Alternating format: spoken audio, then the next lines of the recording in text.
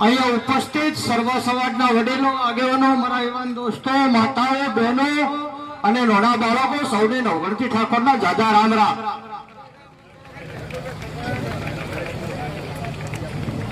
ઘણી બધી વાતો વક્તાઓ કરવાના,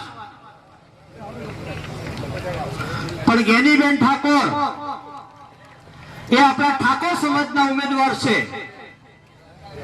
અને એમની સાથે સમર્થનમાં સર્વ સમાજના આગેવાનો જે જોડાયેલા છે આપણા મહેમાન છે. એટલે બનાસકાંઠાની અંદર આ ચૂંટણીની અંદર ઠાકોર સમાજ ઘરધણી છે અને એમને સહયોગ આપનારા મહેમાન છે. એટલે મારા સમાજને હું નમ્ર અપીલ કરું છું કે ચૂંટણી દરમિયાન TV, media, paper, WhatsApp, Facebook, Instagram કે કોઈ પણ જગ્યાએ હોટલ કે જે જાહેર સ્થાન ઉપર બેઠા હો તો કોઈ પણ સમાજ વિશે ઘસતો એક પણ શબ્દ બોલતા આપણે સર્વ સમાજને જીતવાનું છે. બનાસકાંઠા લોકસભાની અંદર મારા અંદાજ પ્રમાણે 19 લાખ મત છે. કેટલા? 19 લાખ. અને 19 લાખની અંદર આપણું મતદાન કદાચ 4 લાખ હશે તો બાકીના જે 15 લાખ સમાજો વધી છે એ સમાજનો આપણે સાથ અને સહકાર લેવાનો છે. એટલે લોકસભા જીતવી હોય તો તમામ સમાજનો સાથ અને સહકાર જોઈએ. તે સિવાય ચૂંટણી જીતાય નહીં. અને વર્ષોથી છેલ્લા 25 થી 30 વર્ષથી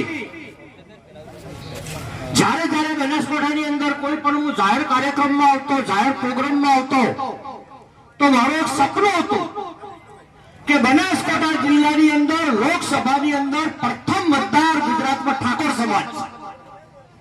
અને છતાં કોઈ પણ પાર્ટી એકવાર આ સમાજને ટિકિટ આપતી નથી.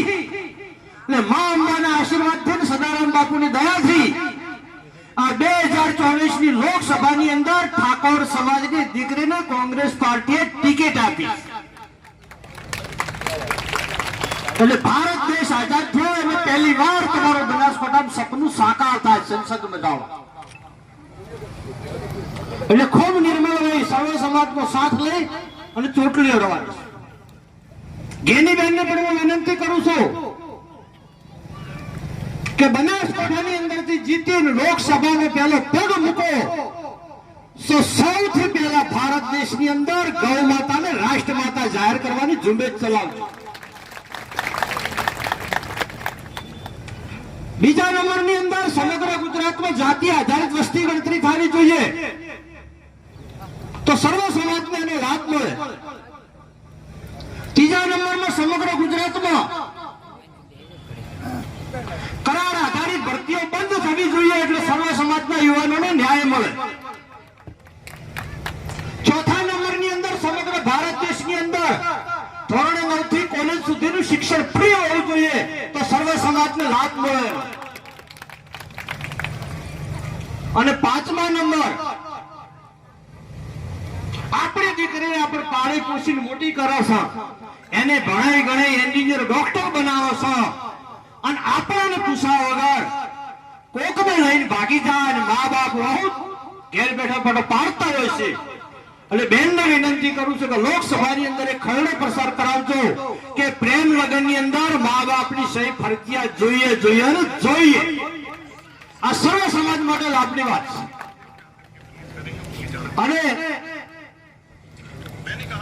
સર્વ ભાઈઓને વિનંતી કરવા માંગુ છું કે તમારા ગામના ગોત્રે ભારતીય જનતા પાર્ટીના આગેવાનો મત માંગવા આવશે તો શું કરશે?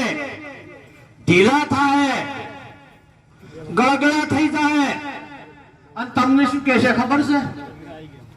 આ તો ગલબાભાઈના દીકરાની દીકરી પુત્રી છે, એમને બનાસ ડેરી બનાવી હતી, મત આવજો તો એની બદલે તમે એક જ શબ્દ કરજો કે તમારે ગલબાભાઈનું ઋણ અદા કરવું હોય, ગલબાભાઈને સાચી શ્રદ્ધાંજલિ આપવી હોય તો બેનને બનાસ ડેરી ચેરમેન બનાવી કેમ કરો? બેનને શું કામ લોકસભા લડાઈ બચાવીને ધૂળ ખાવા ગોમડી ફેરવો છો?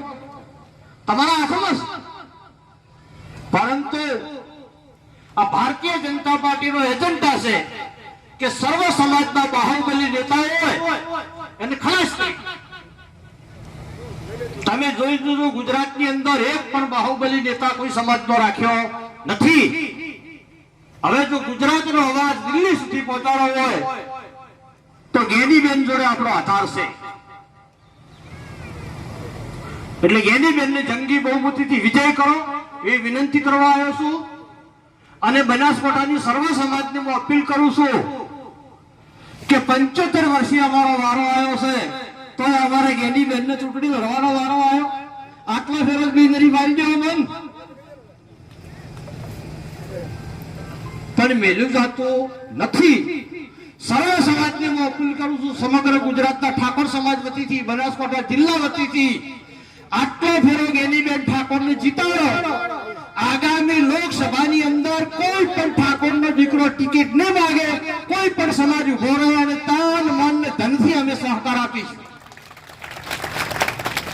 ઠાકોર સમાજ ઋણ અદા કરવા વાળો સમાજ છે.